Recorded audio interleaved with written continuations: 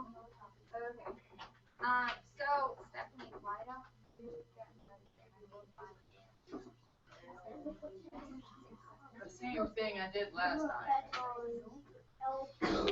Okay, you sharing it with me, Miss Schumann? I am.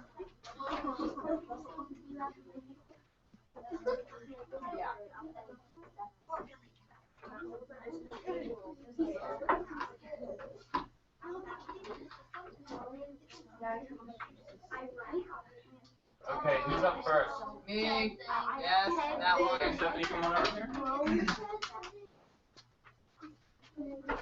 I'm gonna hook you up with this mic. This is all just for fun, okay? So this is all about a fun experience. That is annoying. You'll be fine. Annoying. Clip this to your waist, and then you can clip this to your shirt somewhere, like maybe your collar. Okay. That's just the point.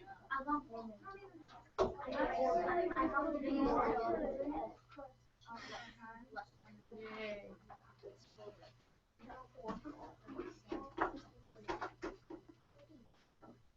Okay. So I'll just give you a sign when we're ready, and if you just click this next button, that will advance your slide. Okay. Okay. Just take a second. And then this is a preview, so you can see if you're in the screen. Okay. Hey guys, gotta be quiet, please. Okay. Make sure you're good audience members. Yeah. Just give me 1 second. You want to start whenever? I'll give you a go. Okay. Make sure the mic's working. Okay, just go ahead and say something. Okay, so. Okay. All right, I'll give you a countdown. Ready? 3, 2, 1. Okay, so my presentation is about cooking and what to do and what not to do, because there are some things that you could very easily mess up, and potentially, well, mess up everything. So some things that you actually want to avoid are getting salmonella, because it's a virus. You don't want to throw up for no reason, and really, who wants to get sick? No one. Unless it's a school day on the test. An allergic reaction, because if you are very highly allergic to something, and if you're allergic to it, and you accidentally consume it, prepare for your face to probably bloat and possibly death. No one wants to die. No one. Spoiled ingredients, because not very appetizing. Not enough space, because if you don't have enough space to continue something, then, well, how are you supposed to continue? You can't. Again, mold, again, because you don't want to have something unappetizing that won't be very nice to eat. And yeah. Oh, and enough of something, because you could just go halfway and not have enough of something, and you just wasted your time. So some things that you should consider are cleaning as you go, because it is very important. Because if you don't, you could not have enough of something. Like, you could clean. You'll have enough space as you go, and you'll be doing a chore that you won't have to do later. You have to check the expiration dates, because you need to know when something will expire and when something won't, and how much of that thing you have, because again, a little less, a little more, ends up in a terrible disaster.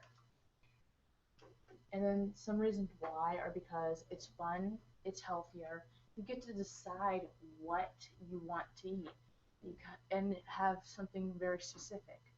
If you went out to, say, Taco Bell and you forgot to ask for cheese in a burrito, then you're not going to be happy that you don't have any cheese in your burrito because you forgot. And of course it costs less, because who doesn't want to save money? It'll help you in the long run saving.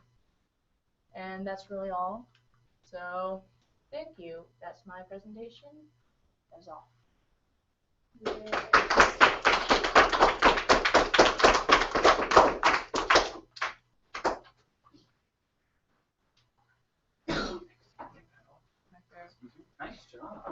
hard to take off and put on. It's hard going first.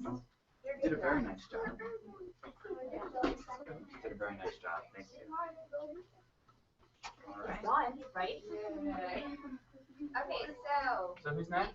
Milan and John are up. Milan's PowerPoint. Sophia and Emma, you guys It's right here. You guys are This on one? deck. And William, you're in the hole. Well, we're gonna see how many we get. Okay, guys, just go ahead and flip this on whoever's going to be speaking the most. Last time, I believe it was Even. Milan. No, Is but it we even this have time? no. Yeah, it's pretty He has much more even. paragraphs. Well, but his are kind of longer than me, so it's kind of equal. Okay. Well, it's up to you. Wow, you guys just walk next to each other when the other person talks. You could do that. Or maybe that'll be too confusing. Actually, I'll just turn the mic on. We'll just do that. Here it is. I'll tell you when to go. Okay, just give me a second. And if, remember, during our presentation, the audience should be paying attention but not participating. Please do not interrupt the presenters, okay? You guys can see here whether or not you're in the screen or not. Okay. So if you can see yourself, you're good to go. Okay. Okay, I'll give you a go. Just a second. Ready? Hello, I'm John. This is Milan, and our TED Talk is about the science behind sports injuries and what sports are actually the most dangerous. Our slogan is the 3 S's united: safe, satisfaction, and spirited. Those are 3 things that you will be if you are safe playing sports. Most people would expect hockey or football to be the most dangerous sport, and it arguably could be, but after actual research, that is not the case. Actually, boxing is the most physical sport. Although hockey is the 3rd-ranked occupation for most emergency room visits, boxing actually has the most deaths with about 43.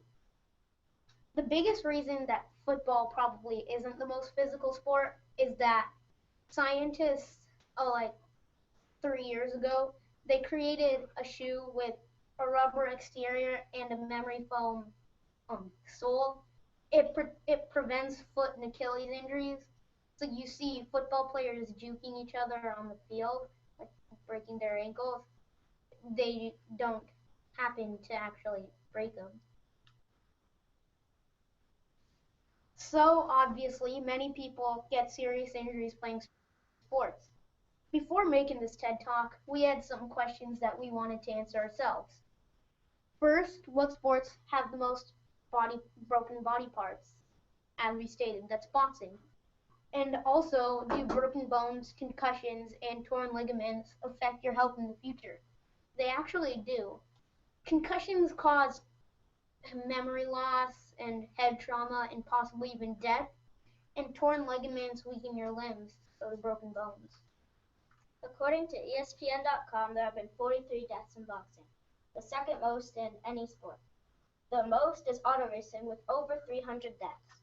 The thing is, many people don't consider auto racing a sport. They are just driving in an oval. Boxers, meanwhile, take blows to the head and chest, which could cause concussions or even heart issues. As you may know, this large concussion lawsuit in the NFL is going on. It's an argument between the NFL and the government whether they should ban hitting people in the head. People think that they're going too far, but they're actually not. They're actually not going far enough. In this diagram, the former Rutgers defensive tackle Eric LeGrand, you may have heard of him before, he was a football player. He went in for a tackle against Army University, and he ran right into the person's back. I'm going to use John as my example here.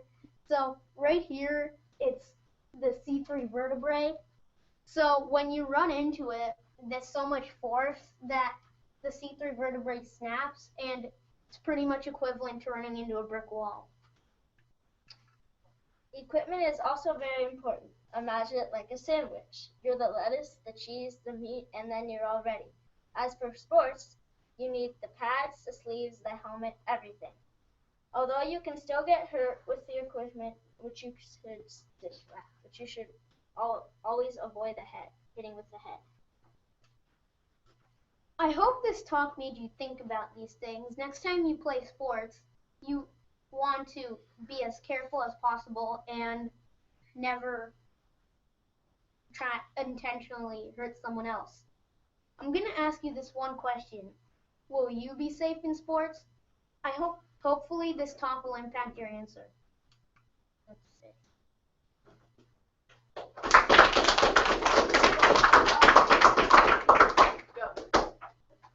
Nice job, guys. Well done. That was very well done. I like how you had that one question. Okay, Sophia and Emma, you guys are up. William, you are on Zach. And Cole, you're in Cole. So you guys are both presenting together? Okay, just try to speak as loud as you can because I'm not going to hook you up to the mic. Okay, just try to speak, loudly, okay? And then I'm going to get your presentation. Get away from the camera. Oh yeah, Cole adjusted the camera. Okay, what's No, the I title? just looked at it. You were doing this. He wasn't supposed to. I know. Okay, so basically, when you hit right, this will advance the slide, okay? And left is to go back, all right? And I'll tell you when to get started.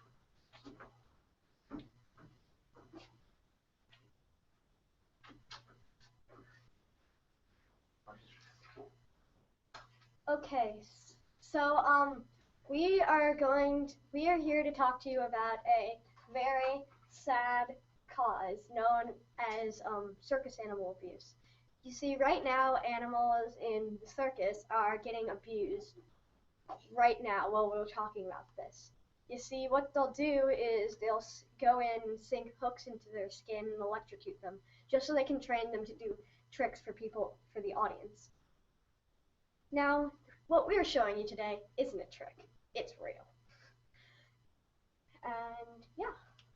Okay. So whenever you think of a circus, you think of people wearing afros and polka dots and bright colors and clowns, and don't you think about these things?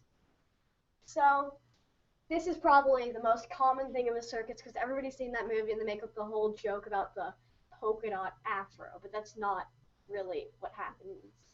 One of the main people who do this, do circus animal abuse are Ringling Bros and Barnum and Bailey circuses with their main production, Greatest Show on Earth. Do you really want this stuff to happen to these poor animals? I mean, it looks so sad, doesn't it, Sophia? Yeah, it's sad. Got a tear and everything, and it's like miserable. And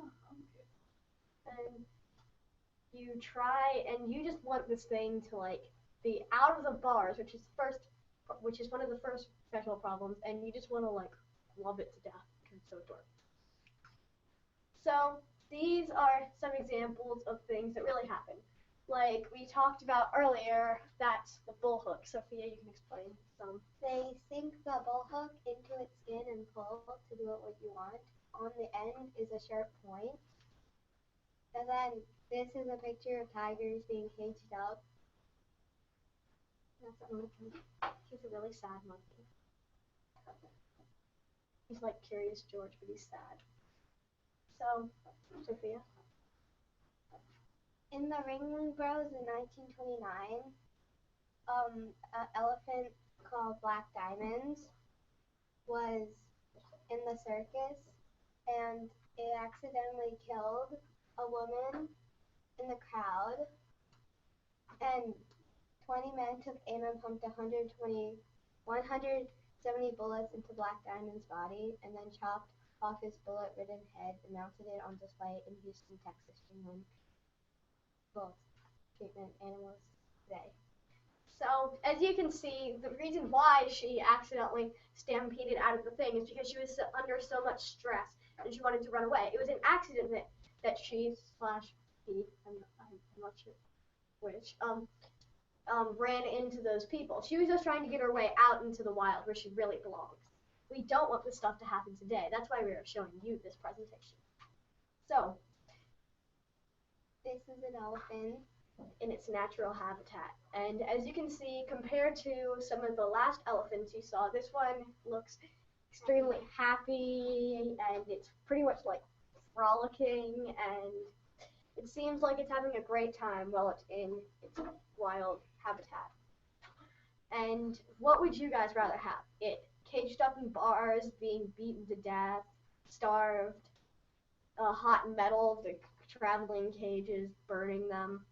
Or would you like it to be happy in the wild? There are some foundations that I really like that help rescue the elephants from these places. This is a up closer picture of what's going on. You see, they have ropes bound around the elephant so it won't run away, just so they don't have problems about running away.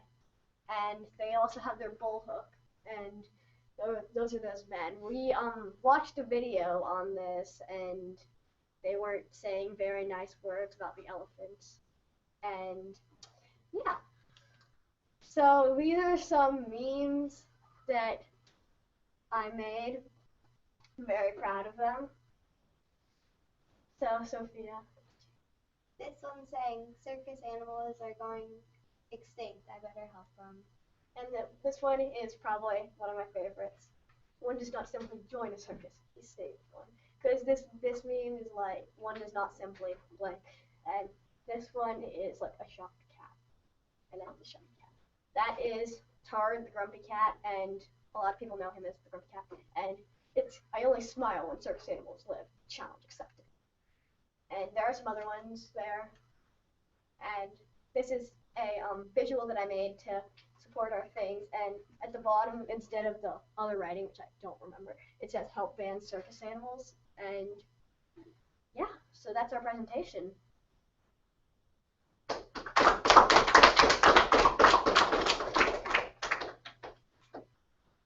Nice job, guys.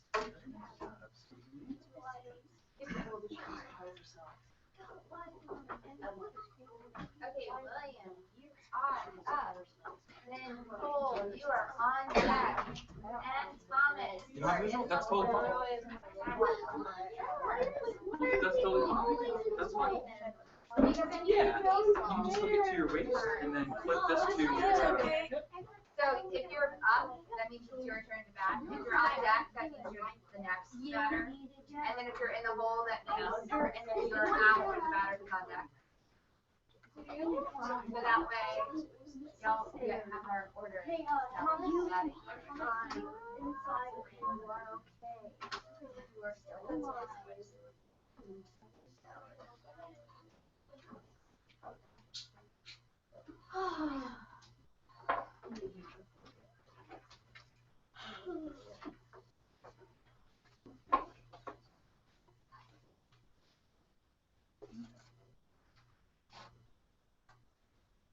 Okay, so who's used common sense before?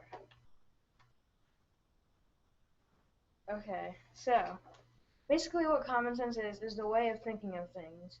Everyone uses common sense, it's just the way of life. Very few people don't use common sense. They're usually mentally ill or they haven't been taught correctly.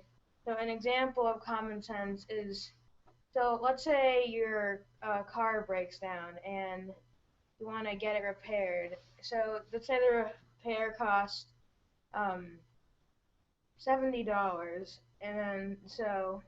and buying a new car would be $100. So if you were to get it repaired, it'd be cost cheaper, but then you have the risk of it breaking down again, and then you would have, if you wanted to, you'd have to repair it again, which would then end up to be more money. And a lot of people do the repair because it's cheaper. And so I'm just kind of telling you what people do when they use common sense and how it's important to use it. So say, you know how your parents are like, get off your computer, get off your Xbox, get off your TV, you gotta do your homework or something. But they may not know what you're watching, and you could be watching, let's say, History Channel or Animal Planet, and you could be learning about other things in the world. And then another example is, so let's say you accidentally knock over a glass bottle or a vase or something with your elbow, and then you see it fall and everything, and you're like right there and it's falling. Most people, what they do is like step away and try not to get hurt. But if there's a cluster of people around you, and if it falls over, it could break, shatter, and like cut people's ankles. So you wouldn't use common sense to grab it. Most people kind of step away unless it's falling very slowly off the table. So yeah, so those are some examples of common sense. And so everyone, like, people have done research that says time travel is impossible, cannot be done ever.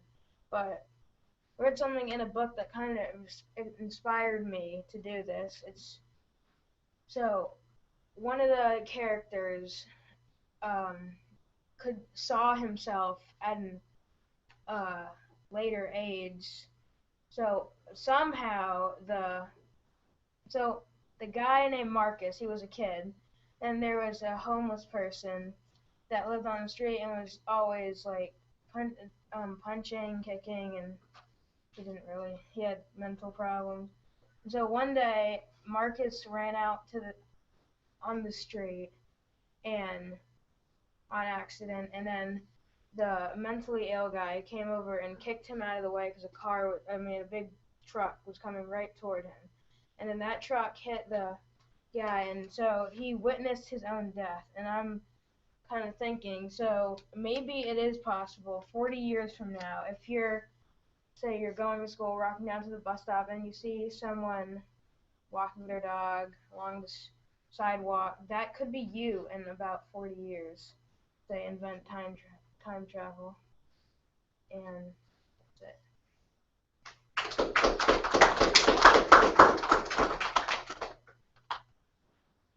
Thank you very much. Well done. Okay, cool. Nice job. You are up. Thomas, you are on deck. And Nina, you are in the middle.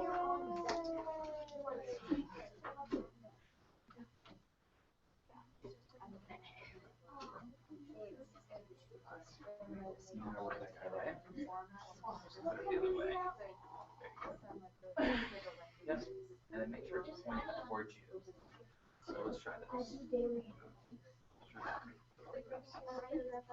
Yeah, let's try this.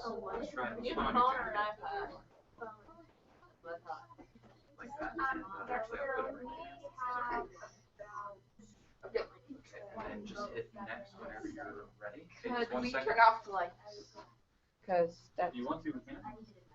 Okay. Go ahead. Okay, people.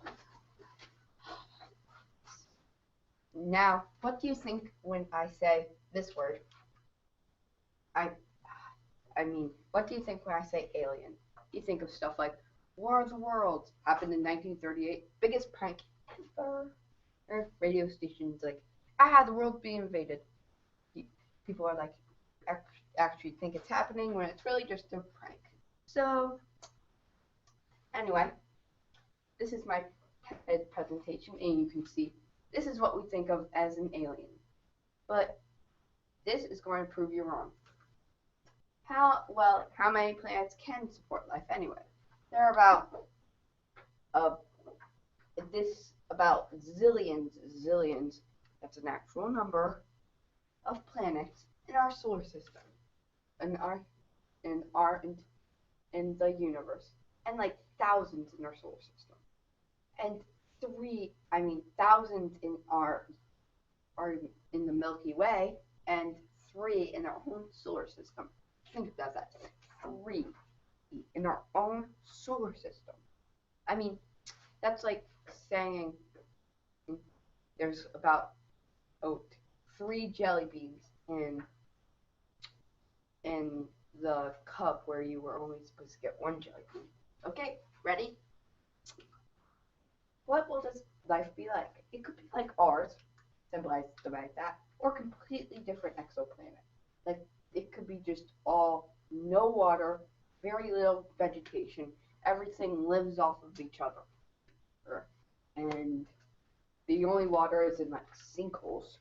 Or it could be just like, or like or its oceans could be made out of oil or something, and or it could just be like or it could just be like our planet. And also for another thing of this, half of it could even be habitable. Okay, now what could life be like? This is more like what would they look like? Okay, it's most likely that it's going to be microbial, like bacteria. Think about it. Our brain, we're actually pretty big. There's bacteria everywhere. There could actually be intelligent bacteria that actually makes a society.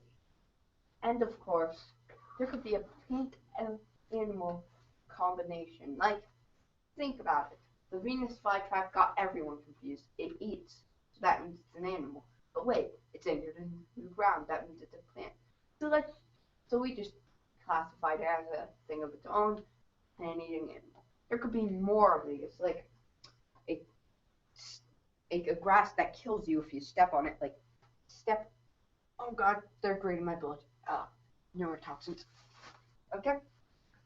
And their evolution could be different than ours. Let's just say, for example, remember that meteorite that killed the dinosaurs? That led to our evolution because, think about it. Would we have evolved if dinosaurs kept on eating our ancestors? No, of course not. So imagine if, like, dinosaurs just didn't go extinct and evolution took its course. The intelligence could be a descendant of T-Rex. And now, for my final thing. I forgot to take out that glitch. And now, the Drake's equation. It calculates how many these things are in the Milky Way galaxy, and it's N, R star, F sub P, N sub E, F sub I, F sub L, F sub I, F sub C, L, or N equals L, which is 4. And now, if you guys want to watch a video, it's 7 minutes. You can, if you look this up on YouTube, Drake's equation up on YouTube, it's the second thing. It's a TED Ed, really useful. I got one on containing stress. And they're not like regular TED Talks, they have animations, and they're more for kids. And so, that's practically my presentation. So the next time you think alien, think more of a regular creature or microbial thing. Don't think of we date me to your leader. Okay, peeps? That's my presentation. Nice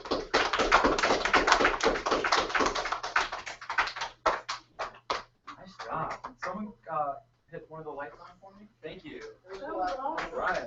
Very cool. It's a level. Yeah, I think that's all right, so who's next? Thomas, you are up. Nina, you are on deck. And Enzo and Sean, you guys are in the pool. What? It is So if you could just pop this on you if you don't mind. Just put this 10:35. on your Yeah, you can put it in your pocket there, and then just clip this maybe to your hood. It's kind of facing your. I can Well, pop there's it. one behind you, but it doesn't have the bell shoe. So you're gonna have to trust me. So it's not So, right in Thomas? your face. Nina's on deck, and then Enzo and Clara. What's your what's your presentation called? You were using this laser pointer too much, That and ceiling? also you tried to Ooh, put that'd be people's good. eyes, which could be less. Yeah, I'm already lighting up. Did you share debt ceiling with? I 10 things. We're talking It's about the debt 10 things. ceiling. It's the 10 things. Somebody's gonna talk about It says TED Talk presentation right there. No, not yet. Oh, this one? It's Is it by called Tom Sweeney? TED Talk Oh wait, Oh, no, okay. that's it. Yeah. Perfect, thank you. One second. That guy over there. So we're gonna get the debt ceiling and then. If you hit next here, And then. this will advance the next slide. If you Yeah, want. you go next. Okay, so just hit next and that will do it. Left You can one see down. yourself here on the screen whether or not Left you're one in the shot or down. not. The right one up. Oh, I guess it didn't matter. No. It was the other way. Okay, my fault. That's okay, it's all I right. thought it was the other way. It's all right. You need better lights. Yes. We like. Oh, later. Okay, I'm gonna point to you For when a I'm little ready. stuff. Okay, Oh, audience, no, let's it's be not later. quiet, We please. can like put one back there.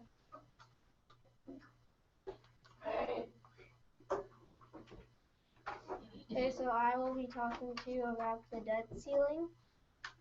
And so in America, the debt, like, America hasn't only been in debt for only 1 year, and that was almost over 200 years ago. And from the beginning of America being united from Britain, like, we've owed debts to France and Spain because we needed support to win.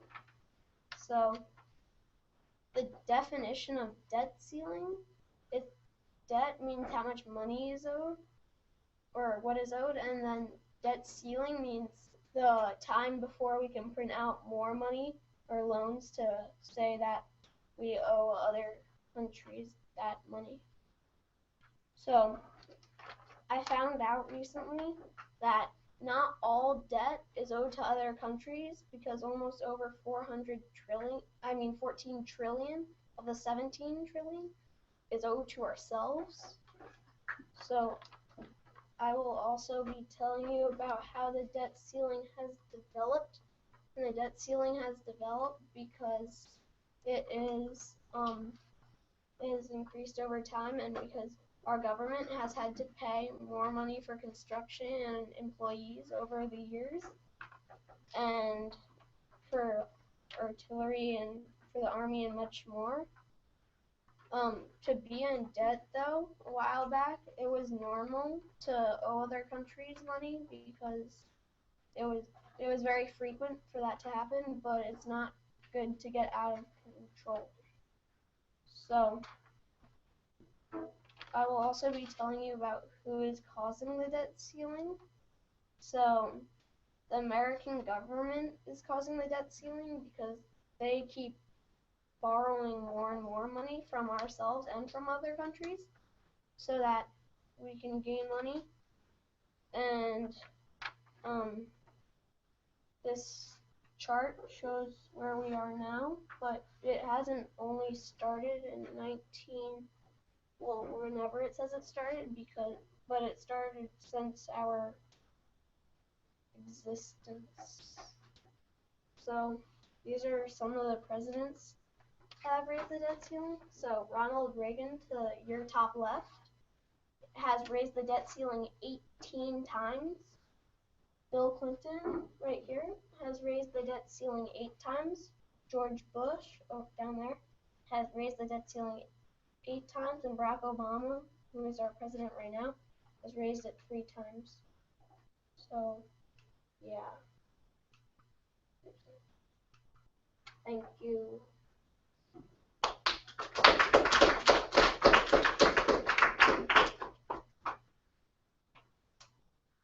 Thank you very much, very interesting. All right, who's next? Nina, you are the cartoonist. And then Enzo and Corwin, you are